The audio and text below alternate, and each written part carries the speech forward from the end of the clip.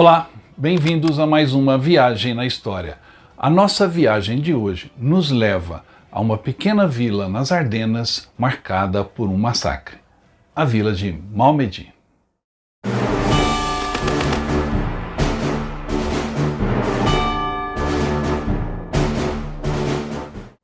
Mas antes de começarmos a falar sobre essa história polêmica, não se esqueça de dar um like nesse vídeo, se inscrever no canal se ainda não está inscrito e também deixar o seu comentário, além de convidar os amigos a participarem e assistirem ao Viagem na História. Se você fizer tudo isso, estará concorrendo a vários brindes aqui do canal que eu vou mostrar ao final do programa. Assista até o final.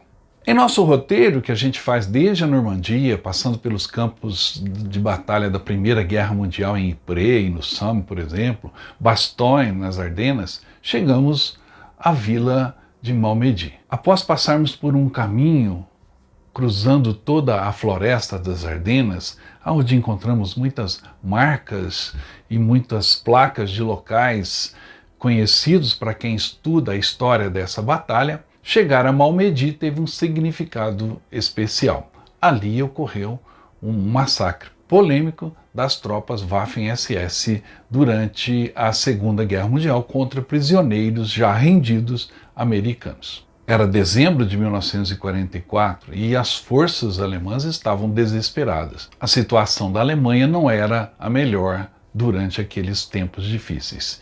E é aí que a história começa a se complicar.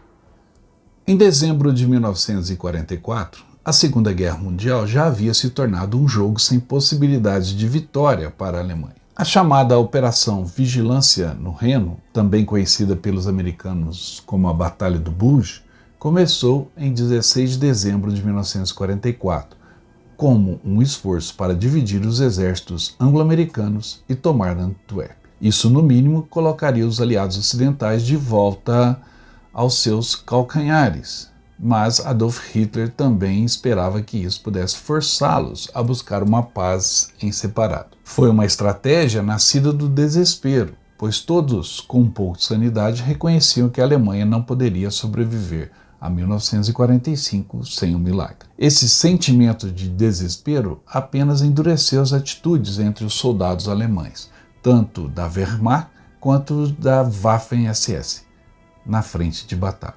Desde o início, Hitler havia postulado o esforço de guerra como apresentando apenas dois resultados possíveis: vitória total ou derrota absoluta. As derrotas catastróficas da Alemanha nas frentes oriental e ocidental agora trouxeram as forças aliadas soviéticas e ocidentais à porta do país, reforçando a percepção de que o fim estava próximo. O mesmo aconteceu com as campanhas de bombardeio estratégico dos aliados, que devastaram muitas cidades alemãs. De qualquer forma, a atrocidade não era novidade para as Waffen-SS, ou em alguns casos até para a Wehrmacht. Veteranos de combate na frente oriental já haviam testemunhado inúmeras atrocidades cometidas contra soldados capturados e civis indefesos, para não falar da frequente participação das Waffen-SS nas campanhas de extermínio em massa contra os judeus europeus. No oeste, a invasão aliada da Normandia, em 6 de junho de 1944,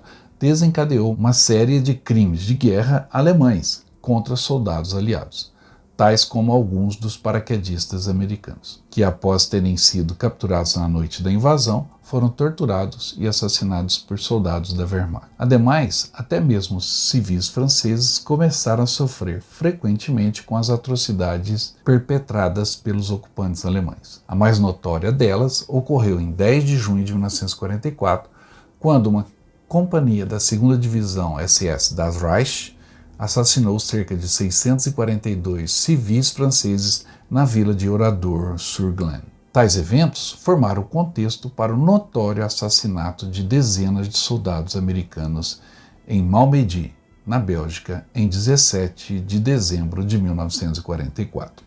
Quando a situação é desesperadora, você é capaz de coisas inimagináveis, especialmente em uma guerra. O que aconteceu em Malmedy ficou marcado na história militar, não só dos Estados Unidos e da Alemanha, mas na história das guerras. E a gente espera que seja uma tragédia que não se repita facilmente, embora nessas últimas guerras, principalmente na guerra da Ucrânia com a Rússia, a gente tem observado alguns fatos até parecidos. Mas vamos saber um pouco mais da história desse massacre. O evento envolveu tropas alemãs da 1ª Divisão SS Leibstandarte Adolf Hitler, sob o comando do tenente-coronel das SS Joachim Peiper, que, dentro da ofensiva alemã contra as tropas aliadas nas Ardenas, colidiu com um comboio de tropas americanas de retaguarda perto da cidade belga de Malmedy e, após um breve tiroteio, capturaram 113 soldados americanos. A maioria dos capturados vinha da bateria B do 285º Batalhão de Observação de Artilharia de Campanha. Os americanos não eram, deve-se enfatizar, tropas de linha de frente que lutaram obstinadamente e depois levantaram as mãos no último momento. Tampouco representavam qualquer ameaça particular aos alemães. Peiper, no entanto, estava com pressa para cumprir o cronograma dos planos de ataque ao rio Meuse. E depois de falar brevemente com o seu subordinado, Major Werner Potschke, Peiper seguiu em frente, atacando Stavelot, Stoumont e parando em La Gleize. Em 24 de dezembro, Peiper abandonou seus veículos e recuou com os homens restantes, desistindo do avanço. Alemães feridos e prisioneiros americanos também foram deixados para trás. De acordo com Peiper, 717 homens retornaram às linhas alemãs, dos 3.000 inicialmente envolvidos na operação. Mas o que aconteceu em Malmedy? Após Peiper falar com o seu imediato, Werner Potschke, sobre o destino dos prisioneiros americanos naquele momento, no dia 17, em Malmedy, os soldados da SS repentinamente abriram fogo contra os prisioneiros. A maioria foi baleada onde estava, embora alguns tenham conseguido fugir. Relatos do assassinato variam, mas pelo menos 84 dos prisioneiros de guerra foram mortos. No entanto, alguns sobreviveram, fingindo-se de morto, e as notícias dos assassinatos de prisioneiros de guerra se espalharam pelas linhas aliadas. Os prisioneiros, após serem atingidos por rajadas de metralhadora, ainda em grupo, também foram baleados na cabeça, muitos deles, pelos alemães, que também assassinaram uma viúva belga proprietária de um café local. Esta ação, no momento, foi considerada a possibilidade de massacrar também outros civis belgas que testemunharam a atrocidade, mas os alemães não estavam particularmente interessados em ocultação, ansiosos para seguir em frente. Graças a isso, alguns americanos conseguiram fingir que estavam mortos e escapar depois. Pelos padrões da Waffen-SS, foi um massacre desleixado, mas 84 prisioneiros de guerra americanos indefesos jaziam mortos. Depois que as tropas da SS seguiram em frente, 3 sobreviventes encontraram um coronel do exército dos Estados Unidos, estacionado em Malmedy, e relataram o massacre. Rapidamente, a aterradora notícia de que os alemães estavam massacrando prisioneiros de guerra se espalhou, e como resultado, as tropas americanas naquela região foram tomadas por um sentimento de ódio contra as tropas alemãs, de um modo que poucas vezes foi visto no conflito, e a consequência é que o comandante do 328º Regimento de Infantaria emitiu a Ordem 27, indicando que nenhum soldado SS ou paraquedista alemão seria feito prisioneiro, mas sim fuzilado. Fato esse que levou os soldados da 11ª Divisão Blindada a executarem sumariamente 80 prisioneiros de guerra das Waffen-SS no massacre de Chenogny, em 1º de janeiro de 1945. Após o final da Batalha do Bulge, as tropas americanas então puderam ter acesso à região do massacre, em Malmedy e Baugnies, agora enterrado sob 2 pés de neve do inverno. Detectores de minas foram usados para localizar os corpos dos soldados americanos, que descansavam imperturbados desde o dia do tiroteio, e agora estavam congelados em posições grotescas. 41 dos corpos foram encontrados com tiros na cabeça. À medida que cada corpo era descoberto, ele era numerado.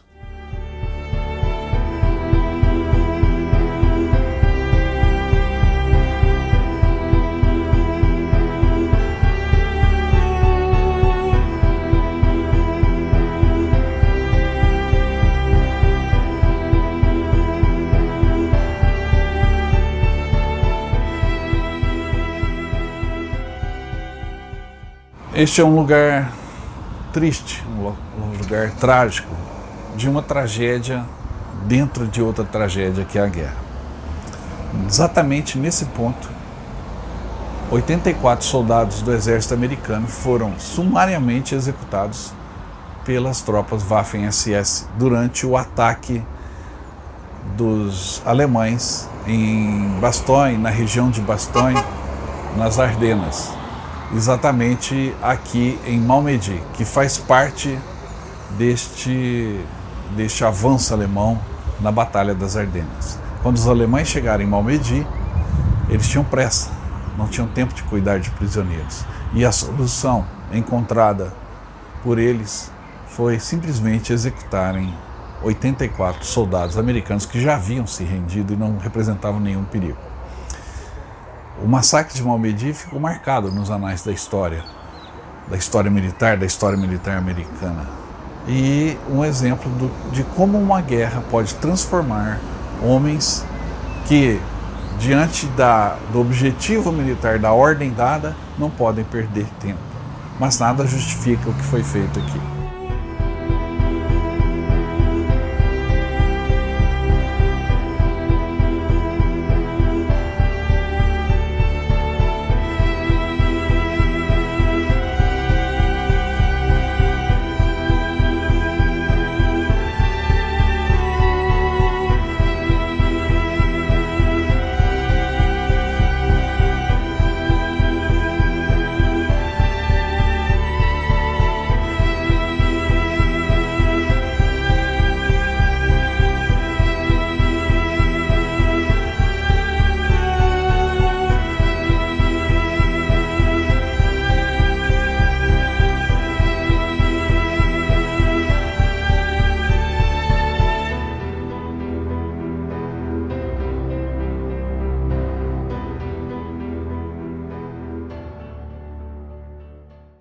Julgar criminosos de guerra sempre é algo muito polêmico. A gente sabe que quem ganha a guerra interpreta os fatos de uma maneira que às vezes quem perde a guerra não tem a oportunidade de demonstrar.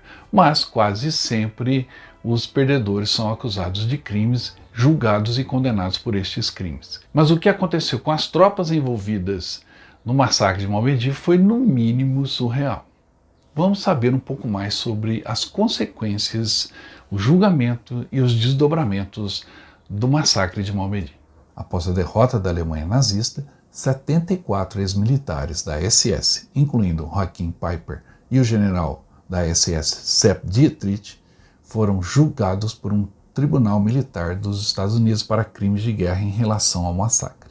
O julgamento chamou a atenção da mídia e começou em 16 de maio de 1946, em um tribunal em Dachau. Mas logo surgiu a polêmica. A equipe de defesa levantou alegações de maus tratos, incluindo abuso físico pelo exército dos Estados Unidos, e citou o uso de julgamentos simulados na obtenção de confissões da SS como impróprio. O grande destaque durante o julgamento foi exatamente a presença de Peiper, que se defendeu arduamente. A defesa reclamou que o jurista do tribunal, um judeu, sempre se pronunciou a favor da promotoria. O julgamento incluiu o testemunho de sobrevivente do massacre, que foi capaz de apontar o homem da SS que realmente disparou o primeiro tiro. Todos os SS foram considerados culpados. 43 deles, incluindo Peiper, foram condenados à morte e 22, incluindo Sepp Dietrich, foram condenados à prisão perpétua, com os demais sendo sentenciados a longas penas de prisão. Todavia, esse não foi o fim do caso. Posteriormente, após o final dos julgamentos, uma imensa controvérsia surgiu, à medida que vários conselhos do Exército dos Estados Unidos realizaram revisões críticas do processo de julgamento e dos métodos usados durante os interrogatórios. Como resultado, a maioria das sentenças de morte foi comutada, ou seja, foi cancelada, e mais da metade das sentenças de prisão perpétua foram reduzidas. Com o advento da Guerra Fria, e após uma série de debates entre defesa e acusação, um subcomitê dos serviços do Senado dos Estados Unidos iniciou uma investigação sobre o caso. A investigação do Senado aumentou a controvérsia em torno do julgamento E no início da década de 1950, após anos de acusações, negações, investigações, controvérsias, as últimas sentenças de morte restantes foram comutadas e a libertação de todos os homens da SS condenados pelo massacre começou. O tenente-coronel Joachim Peiper foi libertado da prisão de Landsberg em dezembro de 1956. E graças aos seus contatos dentro da tradição alemã, Peiper foi contratado pela empresa automobilística Porsche. A partir de então, passou a desenvolver algumas ações de veteranos, como, por exemplo, a reunião nacional da Associação dos Destinatários da Cruz de Cavaleiro em 1959, e também dos funerais de nazistas pós-guerra, como de Kurt Meyer, Paul Hauser e Sepp Dietrich. A Porsche acabou demitindo Peiper por pressão dos sindicatos e Peiper entrou com uma ação contra a empresa, alegando que ele não era um criminoso de guerra nazista. E graças à Associação de Veteranos de Guerra, Peiper conseguiu um novo emprego como treinador de vendedores de carros na Volkswagen.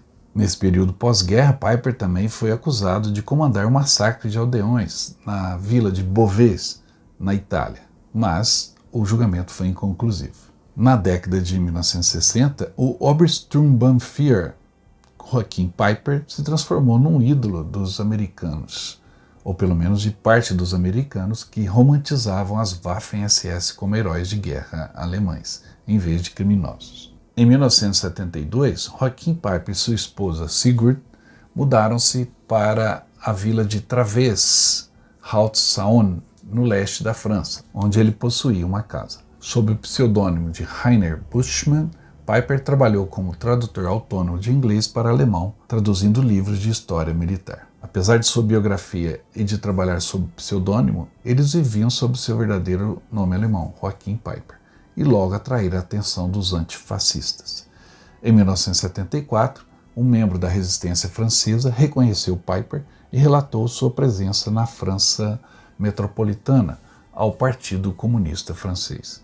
Em 21 de junho de 1976, ativistas políticos antinazistas distribuíram panfletos informativos para a comunidade de Travers, informando que Peiper era um criminoso de guerra nazista que residia entre eles. Procurado então por jornalistas, Peiper não se negava às entrevistas, dizendo que era um homem inocente que havia pago por seus crimes de guerra, com 12 anos de prisão. Devido a ameaças de morte naquela época, foi então sugerido que ele e sua esposa deixassem a França e se mudassem para a República Federal Alemã. No dia da Bastilha, 14 de julho de 1976, no entanto, os antinazistas franceses atacaram e incendiaram a casa de Peiper, em Travers. Quando o fogo foi apagado, os bombeiros encontraram os restos carbonizados de um homem segurando uma pistola e um rifle calibre 22, como se estivesse se defendendo. Os investigadores do incêndio determinaram que a pessoa morreu por inalação de fumaça. O grupo antinazista Os Vingadores reivindicou a responsabilidade pelo incêndio criminoso que matou Peiper. No entanto, por causa da destruição causada pelo incêndio, as autoridades policiais francesas não estavam convencidas que Joachim Peiper fosse a pessoa encontrada. Porém, ele foi dado como morto e sepultado. Terminava dessa maneira, lutando pela sua vida, a história de Joachim Peiper. Uma história tão polêmica que terminou dessa maneira certamente iria inspirar livros, filmes e muito debate. E é o que aconteceu com o massacre de Montmédy. A bibliografia americana tem vários livros publicados em inglês, infelizmente, sobre o massacre. E no Brasil, pelo menos na minha pesquisa, eu não consegui identificar nenhuma tradução, nenhum lançamento específico sobre esse tema. No livro A Batalha das Ardenas, do Anthony Beevor, ele dedica parte de um capítulo ao massacre de Montmédy, assim como esse livro do David Jordan, A Batalha do Bulge, também tem alguma narrativa em cima do massacre e dos fatos que ocorreram em Montmédy. Mas não são obras publicadas no Brasil específicas como essas obras americanas que eu mostrei aqui. Existe um filme de 2003 chamado Saints and Soldiers, que fala especificamente sobre o massacre e seus desdobramentos. Este filme, Saints and Soldiers, ou Santos ou Soldados, está disponível no canal Loki, dentro da Amazon Prime. Você pode assisti-lo, é um bom filme.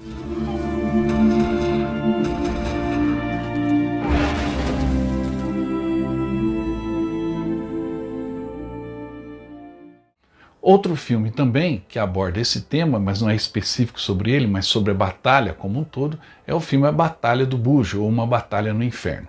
Este filme, também conhecido como A Batalha das Ardenas, infelizmente não está disponível no Brasil nos canais de streaming, mas você pode aí encontrá-lo talvez no YouTube ou mesmo para fazer download pela internet. É um bom filme com Henry Fonda, Robert Shaw, Robert Ryan, um bom elenco e a história bem parecida com o que realmente aconteceu, tirando aí os tanques americanos que fazem papel de tanque alemão. Mas nem tudo é perfeito, né? O filme é bom, vale a pena assistir.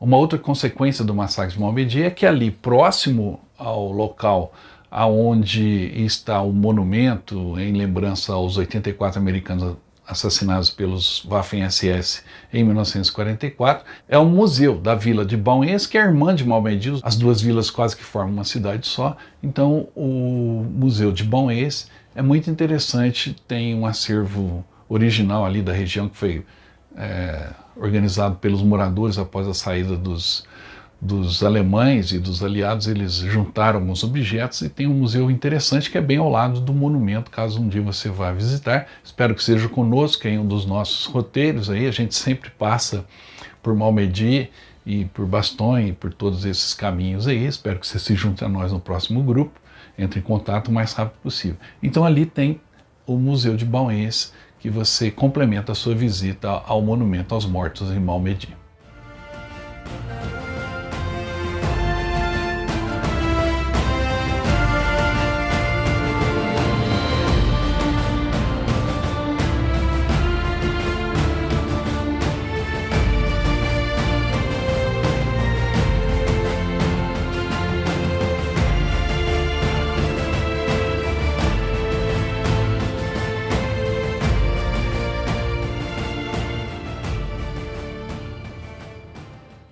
Além disso, eu gostaria também de dizer que se você está inscrito no canal, se convidou seus amigos a participarem do Viagem na História e deixou o like nesse programa, estará, ao dizer no seu comentário "quero participar do sorteio", concorrendo aos livros que a gente recebe. Eu gostaria de agradecer aos autores que estão sempre enviando livros para a gente, como o Carlos von Sonstein, que mandou para a gente Natal 1935, A Cidade Inacabada, Crônica de uma História Inacabada. Muito legal esse livro sobre a bela Natal, tanta história ligada à Segunda Guerra tem. O Valdir Barretos enviou para a gente O Campo de Algodão sobre Naufrágios Brasileiros. Muito bom livro, Valdir, parabéns. E também o Raul Coelho Barreto Neto nos enviou Flores ao Mar, que fala sobre todos os navios brasileiros que foram naufragaram, né, durante a Segunda Guerra Mundial, seja causado por minas, por submarinos ou por navios ou outras causas aí. Todos os navios que afundaram estão aqui relatados como aconteceu. Muito bacana o livro do Raul Coelho. E também o meu amigo Emílio Franzina, cruzeirense da Gema, lá de Belo Horizonte, nos enviou o Entre Duas Pátrias, um livro muito bacana sobre a participação de brasileiros na Primeira Guerra Mundial. Esse livro também pode ser seu se você se inscrever aí no canal e deixar o comentário dizendo que quer participar do sorteio. O sorteio também, eu trouxe uma medalha muito legal lá de St. Mary Eccles, do paraquedista John Gavin. Então você pode ganhar essa medalha se você deixar o seu comentário ao final. E também uma placa do dia D, uma placa bem legal que eu trouxe da Normandia, e você pode botar aí no seu escritório, vai ser bem legal, tá bom? Tudo isso pode ser seu, desde que você participe seguindo aí as regras aí do sorteio, que será em breve. Bom, era isso que eu tinha por hoje, espero que tenham gostado dessa história e eu volto logo com mais histórias das guerras para você. Até mais.